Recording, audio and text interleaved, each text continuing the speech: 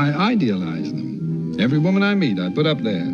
Of course, the longer I know her, the better I know her. Mm-hmm. Yes, it's hard to keep them up there, isn't it? Yes, isn't it? Pretty soon the pedestal wobbles, and then topples. ¿Cómo era su padre? Cary Grant, una de las mayores leyendas de Hollywood, renunció en su día a los focos para criar a su hija, Jennifer Grant, de todo corazón.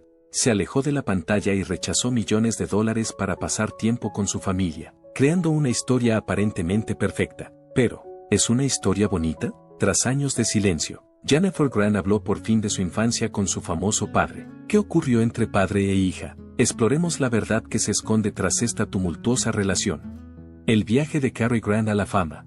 En primer lugar, conozcamos la trayectoria de Cary Grant durante su infancia. Archibald Alec Leach, más conocido como Cary Grant, nació el 18 de enero de 1904 en una modesta casa de campo de Bristol, Inglaterra. Procedía de un hogar empobrecido. Como prensista de ropa, su padre, Elias, ganaba un sueldo que apenas le alcanzaba para mantener a su familia. Su madre, Elsie, se quedó en casa pero aspiraba a convertirse en costurera. Era ambiciosa, era una vida difícil. Como consecuencia, a menudo vestían ropa usada y se veían obligados a vender objetos para conseguir comida. Mientras Archie crecía, frecuentó varios hogares diferentes. No podían permitirse permanecer en un mismo lugar durante mucho tiempo. La casa que poseían en Berkeley Road era para ellos la más segura de todas. Como resultado del tiempo que pasó allí, Archie descubrió su pasión por la actuación. Aunque solo tenía 4 años cuando empezó a aprender a tocar el piano, disfrutaba dando pequeñas actuaciones a sus vecinos. Cuando tenía 6 años, su madre vio sus aptitudes y se puso manos a la obra para conseguirle unos zapatos de claqué. Archie era un gran aficionado a ellos y todas las noches bailaba claqué en el suelo de la cocina. Archie experimentó cierta alegría a pesar de las dificultades que atravesaba su familia. Recordaba los picnics que hacía en el bosque durante el verano y las visitas poco frecuentes al hipódromo de Bristol, donde asistía a espectáculos en directo. Sin embargo, cuando Archie tenía 9 años, todo cambió. Un día, al volver de la escuela, no pudo ver a su madre. Según su padre, se había ido a pasar unas vacaciones muy largas. Estaba equivocado. Debido a los graves problemas de salud que padecía, fue enviada a una institución mental. La verdad le fue ocultada a Archie por más de 20 años. Esto le causó un colapso. Sus dificultades académicas y el desarrollo de un tartamudeo comenzaron al mismo tiempo. Sin embargo, no renunció. En cambio, pasó su tiempo en el hipódromo, donde trabajó como ayudante entre bastidores y fantaseó con un nuevo tipo de existencia. Los problemas de Archie en la escuela se agravaron a los 14 años. En lugar de dejarse abatir, regresó al hipódromo, donde le presentaron a Bob Pender, jefe de un equipo de cómicos. Pender reconoció el potencial de Archie y le hizo una oferta de empleo. Archie se convirtió en miembro de la compañía e inmediatamente empezó a dedicar largas horas de entrenamiento, durante las cuales aprendió comedia, técnicas escénicas y a caminar sobre zancos. Aunque era difícil, Archie estaba decidido a triunfar. No fue un buen resultado para su actuación de debut. En el escenario, dejó de reaccionar y tuvieron que sacarlo. Sin embargo, siguió perfeccionando sus habilidades, gracias a sus atrevidas payasadas, como caminar sobre zancos mientras hacía malabares con velas. Se ganó rápidamente una gran reputación. Archie Leach, de Rubber-Legged Wonder, Archie Leach, la maravilla de las piernas de goma, era el título del divertido nombre artístico que él mismo se daba. Archie se unió a la compañía de Pender para poder realizar una gira por Estados Unidos cuando tenía 16 años. En 1920, se embarcó rumbo a Nueva York, con la esperanza de conseguir importantes perspectivas. La experiencia cambió su vida. Formó parte del grupo que participó en las representaciones del New York Hippodrome, que es el teatro más grande del mundo. Las actuaciones fueron un tremendo éxito, pero una vez terminada la gira, Archie tomó la decisión de quedarse en Estados Unidos. Aunque disponía de muy poco dinero, estaba decidido a triunfar. Como medio de subsistencia, consiguió una variedad de ocupaciones extrañas, como caminar sobre zancos en Coney Island y vender corbatas. Llegó incluso a trabajar como acompañante de mujeres adineradas que acudían a reuniones de lujo. Archie pudo ver cómo se comportaba la gente acomodada, cómo hablaban y cómo vestían mientras desempeñaba diversos trabajos. Fue él quien puso en práctica estos conceptos, desarrollando gradualmente el carisma y el sentido del estilo que acabarían definiendo a Cary Grant. En 1927, Archie tuvo su gran oportunidad al ser elegido para un papel secundario en un musical de Broadway. Se esforzó mucho, lo que le valió más posibilidades en el teatro. Con el paso del tiempo, la gente empezó a fijarse en él, tras pasar muchos años esforzándose por llegar a fin de mes en Nueva York. Cary Grant tomó la decisión en 1931 de probar suerte en Hollywood. Cuando aterrizó en Los Ángeles no trajo consigo más que su habilidad y sus ganas. Al poco tiempo, Paramount Pictures se percató de su presencia. El 7 de diciembre de 1931, firmó un contrato con el estudio por un periodo de 5 años. Con este momento comenzó su carrera como actor en Hollywood. En este periodo de tiempo, la vida de Grant sufrió otra transformación significativa. El personaje de Archibald Leach fue convertido por él en Cary Grant. Los ejecutivos de Paramount consideraron que su nombre de nacimiento no tenía el atractivo de una superestrella de la industria cinematográfica. Se decidieron por Cary debido a su actuación en la obra de Broadway Necky, en la que interpretó el papel de Carrie Lockwood. Esta decisión se tomó tras una larga deliberación. Coincidió con Grant, un apellido que se seleccionó de una lista de ideas antes de ser utilizado. Los primeros días de Grant en Hollywood transcurrieron entre la adquisición de conocimientos y la adaptación a nuevas situaciones. Su primera aparición en el cine fue en la comedia This is the Night, estrenada en 1932, en la que interpretaba a un lanzador de jabalina que competía en las Olimpiadas. Aunque era un papel pequeño, no dejaba de ser visible. A continuación intervino en varios papeles secundarios, uno de ellos el mismo año en la película Blonde Venus, que coprotagonizó con Marlene Dietrich, una atrevida comedia protagonizada por Mae West. Ella le hizo mal, estrenada en 1933. Fue la película que le proporcionó su gran oportunidad. Grant interpretó en la película al capitán Cummings, un comandante del Ejército de Salvación que atrajo el interés de Lady Lou, personaje interpretado por Mae West.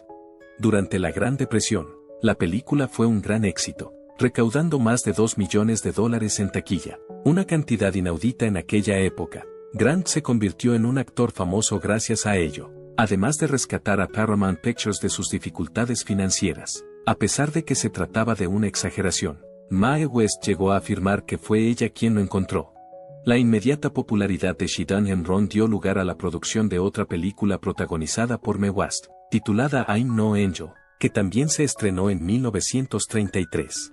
Durante este periodo en particular, los ingresos semanales de Grant aumentaron de $450 a $750, lo que es un claro indicio de su creciente renombre. Las bases de su renombrada carrera se sentaron con estas dos películas, responsables de convertirlo en uno de los nuevos intérpretes más fascinantes de Hollywood. En el año 1936, Grant realizó una audaz acción que causó estupor en Hollywood. Para perseguir su sueño de ser actor independiente, optó por abandonar Paramount Pictures, que le proporcionaba la seguridad de unos ingresos constantes. En plena Gran Depresión, ganaba una importante suma de dinero, que en aquel momento ascendía a $3.500 anuales. Grant, por su parte, no estaba satisfecho con los papeles que le presentaban y quería tener más influencia en su carrera. El 31 de diciembre de 1936, a punto de finalizar su contrato, se negó a renovarlo. En su lugar, buscó la libertad de seleccionar sus propios guiones y colaborar con otros estudios de la industria. En aquella época, este movimiento fue completamente revolucionario. Todo estaba bajo la supervisión del sistema de estudios, y ninguna gran celebridad había podido salir por su cuenta. Mucha gente le advirtió que esto afectaría a su carrera. Sin embargo, Grant tenía fe en sí mismo y estaba dispuesto a correr el riesgo. El resultado de su apuesta fue favorable en poco tiempo.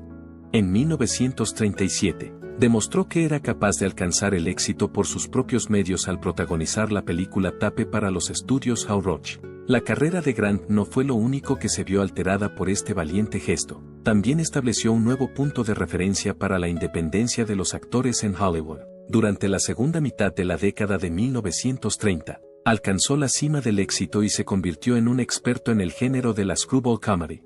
Su vida se vio irrevocablemente alterada por dos películas, La horrible verdad, estrenada en 1937, y Bringing Up Baby, estrenada en 1938. En las circunstancias de La horrible verdad, Grant carecía de seguridad en sí mismo. El director, Leo M. C. Cary, montó secuencias sobre la marcha, lo que provocó la ansiedad de Grant. Como creía que la película no tendría éxito, llegó a plantearse renunciar a ella. Su energía ansiosa y su ingenio rápido, por otra parte, resultaron ideales para el personaje. La enorme popularidad de la película le valió su primera nominación al Oscar. Además, estableció el tono de los personajes descarados y entrañables que le harían famoso. $500,000 fue el salario de Grant por la película.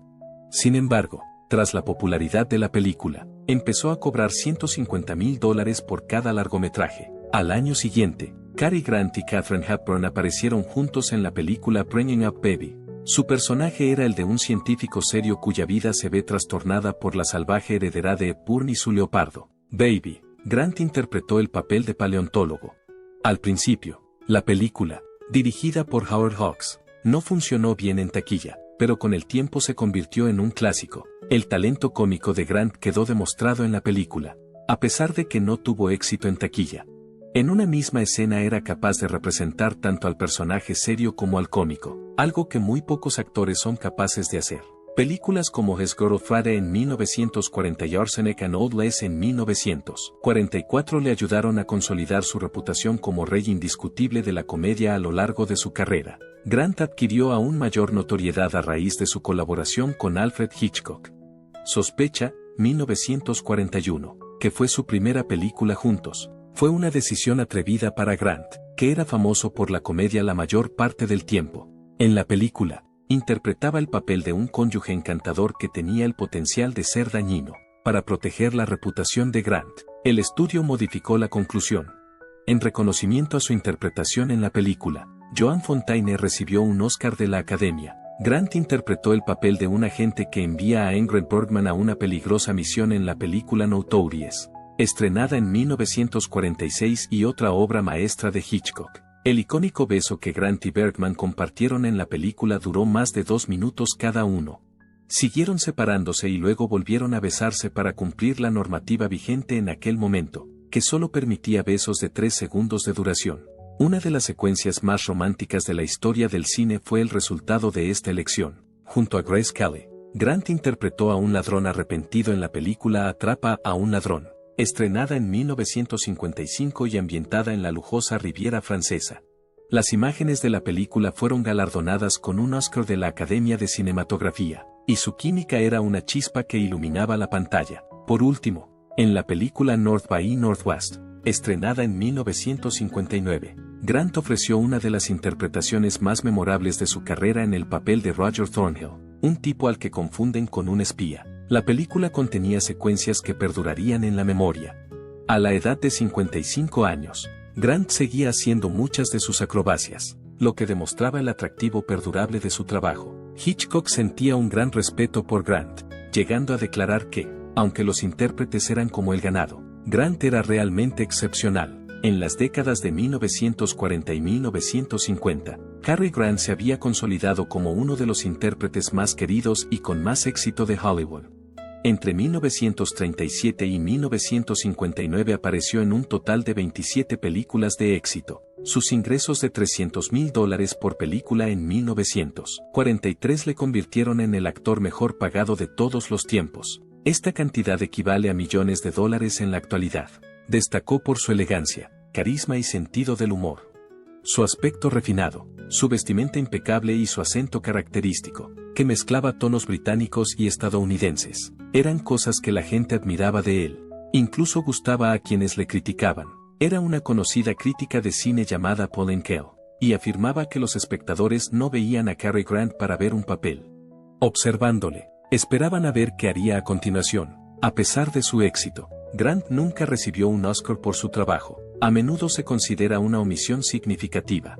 Aunque fue nominado en 2 ocasiones, no acabó ganando. Sus notables contribuciones a la industria cinematográfica le valieron un Oscar honorífico en el año 1970. Su última película, Walk Don't Run, Camina, no corras, estrenada en 1966, era una comedia humorística en la que tomaba la decisión de retirarse con elegancia de su carrera interpretativa. Vida matrimonial. La vida sentimental de Cary Grant estuvo plagada de altibajos. Por primera vez, se casó con Virginia Charro. Sin embargo, solo 13 meses más tarde, el 26 de marzo de 1935, llegó el final. Comenzó el 9 de febrero de 1934. Tuvieron muchos desacuerdos. El divorcio recibió mucha atención mediática. Además, Virginia recibió una indemnización de $100,000, una suma considerable en aquella época. Se casó por segunda vez con Barbara Hutton, considerada una de las mujeres más ricas del mundo. Ella había heredado una fortuna de Woolworth. Casi Carrie fue el apodo que se dio a su relación después de que se casaran el 8 de julio de 1942. Carrie insistió en firmar un acuerdo prenupcial, a pesar de que algunos especulaban con que él podría estar interesado en el dinero de ella. Como deseaba mantener su autonomía financiera, se negó a quedarse con sus riquezas. Estuvieron casados poco tiempo, a pesar de que solo llevaban 3 meses juntos. Intentaron arreglar las cosas antes de separarse el 30 de agosto de 1945. Carrie no se sentía a gusto con el fastuoso estilo de vida de Barbara. Como había tenido una infancia difícil, era incapaz de empatizar con sus derrochadores hábitos de consumo. A pesar de que se habían divorciado, Carrie seguía estando cerca de Barbara y la ayudaba a superar los momentos difíciles.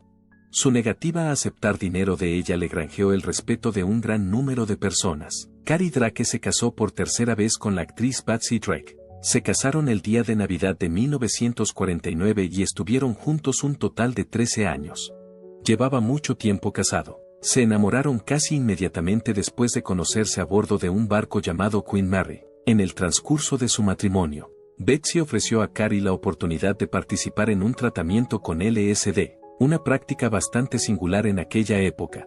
En presencia de supervisión médica, Carrie consumió LSD más de 100 veces. Como resultado, se sintió más tranquilo y pudo afrontar mejor las dificultades que había experimentado durante su juventud. Uno de los problemas que tuvo Betsy fue sobrevivir al hundimiento del barco Andrea Doria en 1956. También se enfrentó a otros obstáculos. A pesar de todo lo sucedido, se divorciaron en 1962. A raíz de sus experiencias con el LSD, Betsy se dedicó a la terapia. Dijo que se había perdido a sí misma en el proceso de intentar hacer feliz a Carrie. Diane Cannon fue la cuarta esposa de Carrie.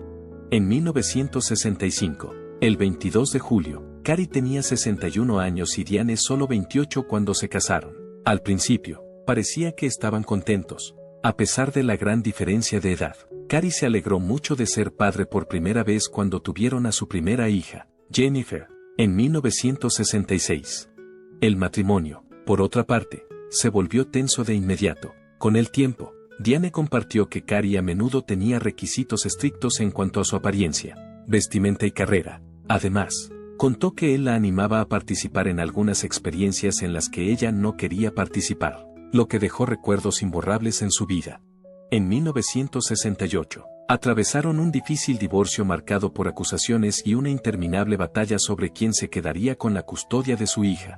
Por el bien de Jennifer, finalmente consiguieron mantener una relación cortés. A pesar de que la ruptura fue enconada, la felicidad que Carrie había estado buscando le llegó con su último matrimonio.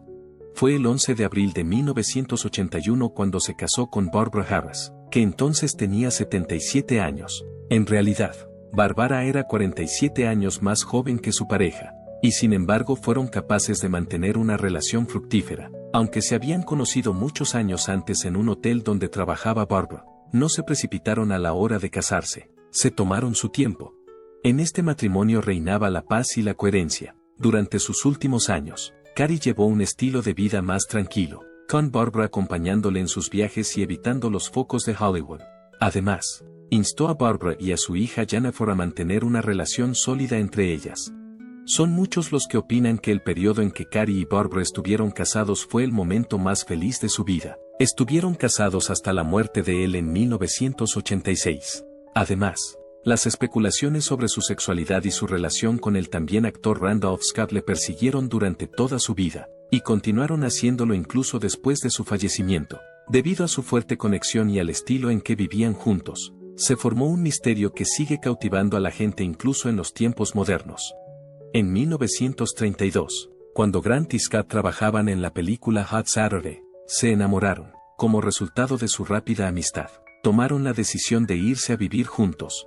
Durante varios años, de 1932 a 1944, vivieron juntos en una mansión junto al mar en Santa Mónica, conocida como Bachelor Hall. En el transcurso de este periodo, ambos se casaron y divorciaron de varias mujeres, pero su convivencia siguió siendo objeto de rumores en la comunidad de Hollywood. Jerome Serve tomó fotografías publicitarias en 1933 que mostraban a Grant y Scott pasando tiempo juntos en casa. Las fotografías les mostraban cocinando, tomando el sol e incluso vistiendo pijamas idénticos. Con el paso del tiempo, la gente empezó a ver estas fotografías como una posible prueba de una relación más íntima, a pesar de que su propósito original era atraer seguidoras demostrando su estilo de vida como solteros. En cuanto Grant y Virginia Charles se mudaron juntos a la casa de la playa tras su matrimonio en 1934, las acusaciones empezaron a extenderse. Virginia Cherridge fue la primera esposa de Grant. Unos meses más tarde, Cherridge solicitó el divorcio, afirmando que Grant era psicológicamente duro y se desinteresaba de ella emocionalmente. Llevaban pocos meses casados. Aunque nunca se ha comprobado, son muchos los que creen que a Scott le molestó tanto el matrimonio de Grant. Sin embargo, esto nunca ha sido probado. Grant y Scott nunca han admitido tener una relación romántica entre ellos. Es más, Grant se opuso vehementemente a estas afirmaciones en muchas ocasiones. Es más, en 1980 presentó una demanda contra el cómico Chevy Chase por $10 millones, alegando que Chase había hecho un chiste que insinuaba que Grant era gay. Se llegó a un acuerdo secreto sobre la demanda. Sin embargo, sus más allegados tenían puntos de vista opuestos.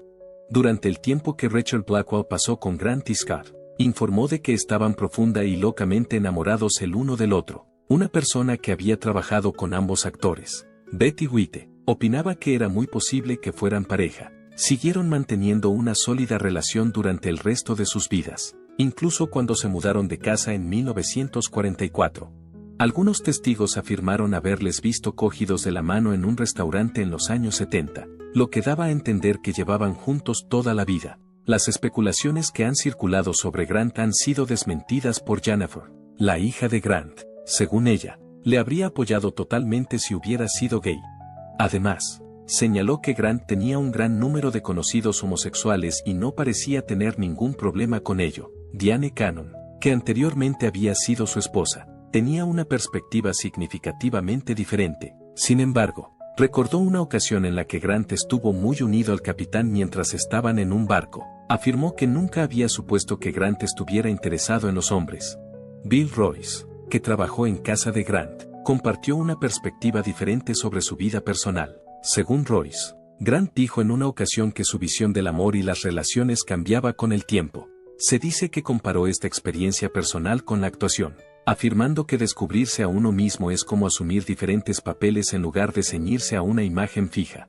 Fue en 1958 cuando Cary Grant, uno de los actores más famosos de Hollywood, se embarcó en un viaje imprevisto para conocerse mejor a sí mismo. Tenía 54 años cuando tomó la decisión de experimentar con el tratamiento asistido con LSD, una práctica bastante rara en aquella época. La decisión que tomó alteró su vida de un modo que no podía imaginar, e incluso repercutió en una agitación social más significativa.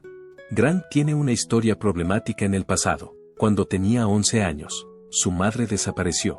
No supo que su padre la había internado en un manicomio hasta pasado un tiempo considerable. Buscó ayuda de forma poco ortodoxa debido a este secreto, que, unido a la presión de parecer constantemente ideal como celebridad de Hollywood, le hizo buscar ayuda. El tratamiento con LSD fue algo que le presentó su tercera esposa, la actriz Patsy Drake, durante el tiempo que trabajó con el Dr. Mortimer Hartman en una clínica de Beverly Hills. Drake ya había experimentado con él y había obtenido resultados positivos. Grant tomó la decisión de intentarlo. En 1958, empezó a acudir a sesiones semanales, durante las cuales tomaba una cantidad moderada de LSD-25, una potente sustancia que tiene un profundo efecto sobre la psique. En el transcurso de cada sesión, que duraba unas 5 horas, colaboraba ampliamente con el médico para investigar sus pensamientos y recuerdos. En total, Grant asistió a un centenar de sesiones, que continuó durante 4 años, de 1958 a 1961, periodo en el que también trabajó en algunas de sus películas más conocidas, como Charada y North by Northwest. Más tarde, Grant declaró que el tratamiento le ayudó a enfrentarse a los aspectos angustiosos de su pasado y a lograr un conocimiento más profundo de sí mismo. Continuó explicando que deseaba liberarse de las cosas que le irritaban, incluidas las experiencias traumáticas que vivió de joven. su relación con sus padres e incluso los problemas que tenía con sus exmujeres. Como creía que el LSD le permitía progresar más rápidamente, no deseaba pasar años participando en una terapia convencional. La franqueza y honestidad de Grant en su relato fue una de las cosas que lo hizo aún más sorprendente. Cuando fue entrevistado por la revista Look en 1959, compartió su historia y declaró: "Por fin estoy cada vez más cerca de la felicidad". En 1960, se puso en contacto con la revista Good Housekeeping para contarles más cosas. Les informó: "Quiero salir y contárselo al mundo entero. En cierto modo, ha alterado mi vida. Todos estamos obligados a aceptarlo". Antes de esa época, hablar de temas relacionados con la salud mental era extremadamente infrecuente, y era prácticamente inaudito que alguien tan destacado como Grant divulgara información sobre un medicamento que aún estaba en fase de pruebas. En sí, las sesiones eran realmente intensas. Grant recordaba haber tenido sueños extraños, incluido uno en el que se imaginaba a sí mismo como un pene gigantesco que despegaba de la Tierra a la manera de una nave espacial que viaja por el espacio. Pensó que la terapia le resultó beneficiosa, a pesar de que algunas de las experiencias fueron un tanto extrañas. Le permitió hacer las paces con las cuestiones no resueltas de su pasado y su vida personal, así como hacer frente a la agonía emocional que estaba experimentando, y encontrar la paz. Decidió dejar de ser el centro de atención.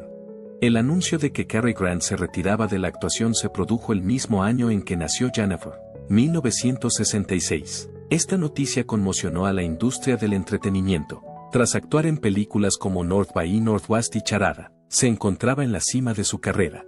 Sin embargo, Grant tomó la decisión de abandonarlo todo para criar a su hija. Incluso las ofertas más generosas, como $1 millón por una sola película con Universal Studios, fueron rechazadas por él. Walk, Don't Run, Camina, No Corras, su última película, se estrenó en 1966. Y después de eso, no volvió a aparecer delante de la cámara, ni siquiera en papeles secundarios o en series de televisión. En lugar de eso, dio prioridad a convertirse en padre. Tras abandonar su estilo de vida de soltero en Hollywood, se trasladó a una propiedad en Beverly Hills que era más acogedora para las familias. En lugar de asistir a fiestas ostentosas, Grant prefirió pasar las tardes descansando y leyendo cuentos para dormir.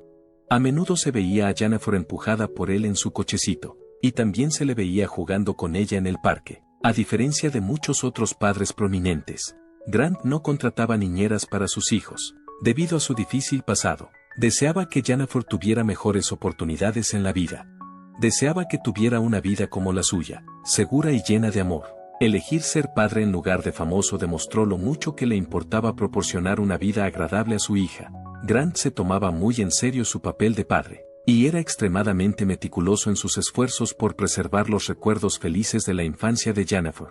Empezó a documentar todos los aspectos de su vida, desde que nació hasta hoy. Invirtió en equipos de alta calidad para grabar audio y video de sus actividades diarias. Además de grabar los primeros pasos de Jennifer, también captó las conversaciones básicas que tenían lugar en el seno de la familia e incluso controló lo que comía y cómo dormía. Llevaba diarios escritos de acontecimientos significativos, como sus primeras palabras, a las que se refería como cosas buenas, una frase que apreciaba mucho. Grant conservaba todo lo que Jennifer tenía, incluidas sus obras de arte, sus estudios e incluso sus dientes de leche. Para garantizar la seguridad de estos objetos de valor, mandó construir una cámara acorazada climatizada en su casa. Se animó a hacerlo porque había perdido recuerdos personales de su infancia. A Grant le preocupaba que Jennifer se viera privada de la oportunidad de mantener esos vínculos con sus años de formación. Jennifer tardó unos 20 años en examinar todo lo que había en el archivo que él había construido después de fallecer, ya que el archivo era muy grande. Las memorias que escribió sobre él se desarrollaron a partir de esta colección, que le sirvió de base. El año 2011 marcó la publicación del libro de Jennifer, titulado Good Stuff, A Reminiscence of My Father. Cary Grant es el actor.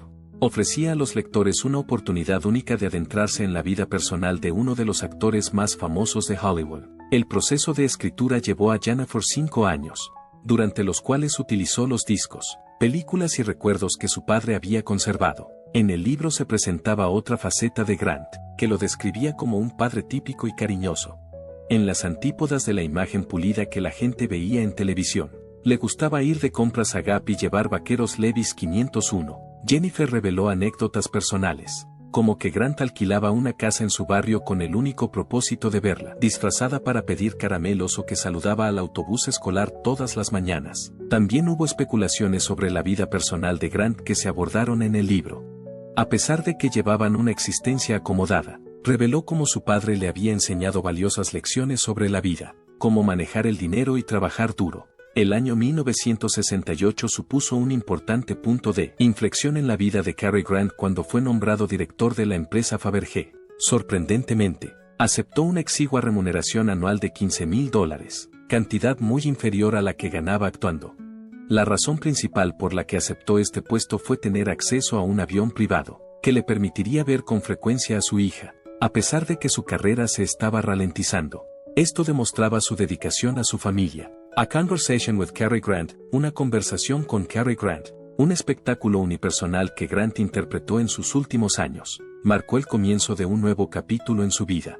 Entre 1983 y 1986 acudió a un total de 36 lugares, donde contó historias y respondió a las preguntas de sus seguidores. A través de estas actuaciones, el público pudo obtener una visión única e íntima de su vida. Trágicamente, el 29 de noviembre de 1986 sufrió un derrame cerebral que acabó por costarle la vida cuando se encontraba en Davenport, Iowa, haciendo los preparativos para una de estas producciones.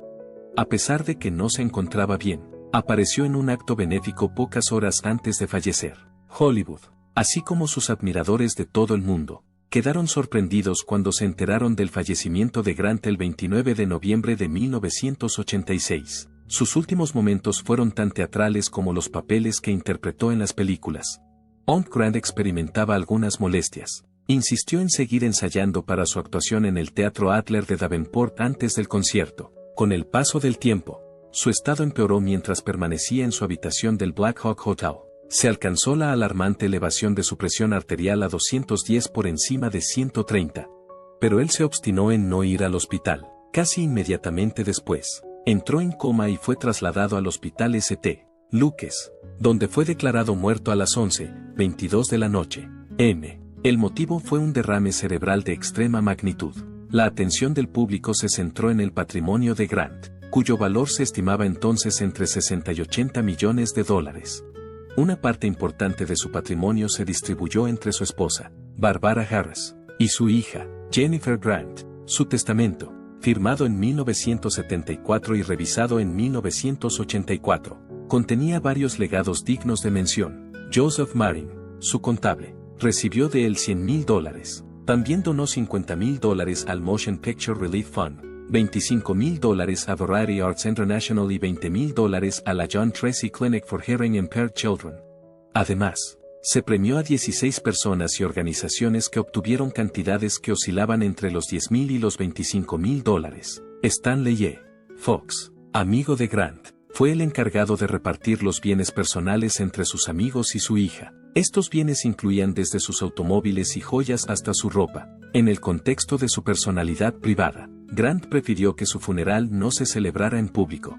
A la cremación de sus restos siguió el esparcimiento de sus cenizas en el Océano Pacífico, cerca de la costa de California, que tanto apreciaba. Tras su fallecimiento, llovieron los homenajes, demostrando el profundo respeto y adoración que había cosechado. El expresidente Ronald Reagan, que también fue actor por derecho propio, se refirió a él como uno de los actores más brillantes de Hollywood y alabó su carisma y sofisticación. Su director, Peter Bogdanovich, se refirió a él como el intérprete más importante de la historia del cine en movimiento. Uno de sus amigos más íntimos, Frank Sinatra, se refirió a él como un caballero, algo que él guardaba para sí mismo, y uno de los intérpretes con más talento de nuestro tiempo. Durante el tiempo que trabajó con él en películas como Historias de Filadelfia, Catherine Hepburn comentó que era el compañero más maravilloso que uno podría desear tener. Era la encarnación de todo lo que las mujeres buscan en un hombre. Alfred Hitchcock, que colaboró con David Grant en 4 películas, expresó su admiración por Grant describiéndolo como el único actor que le había importado. Intérpretes más jóvenes, como Meryl Streep, se contaban entre quienes le adoraban. Decía que aportaba un nivel inalcanzable de gracia y encanto. El legado de Grant perdurará, aunque Humphrey Bogart fue considerado el actor masculino más importante de la edad de oro de Hollywood. El American Film Institute lo situó en 1999 como la segunda mejor estrella masculina de la Edad de Oro. A menudo es citado como fuente de inspiración por intérpretes contemporáneos como George Clooney y Hugh Jackman, que reconocen y admiran su encanto y estilo naturales. Más allá de la actuación, ha tenido un impacto significativo, sobre todo en la industria de la moda. El aspecto de Cary Grant, caracterizado por trajes ajustados con precisión y una elegancia que trasciende el tiempo, sigue siendo famoso. La empresa All Over People sacó a la venta en 2020 unas gafas de sol inspiradas en las que Grant lució en la película North by Northwest. A pesar de que Cary Grant lleva décadas desaparecido, su legado sigue brillando con luz propia, influyendo no solo en la industria cinematográfica, sino también en la cultura y la moda de todo el continente.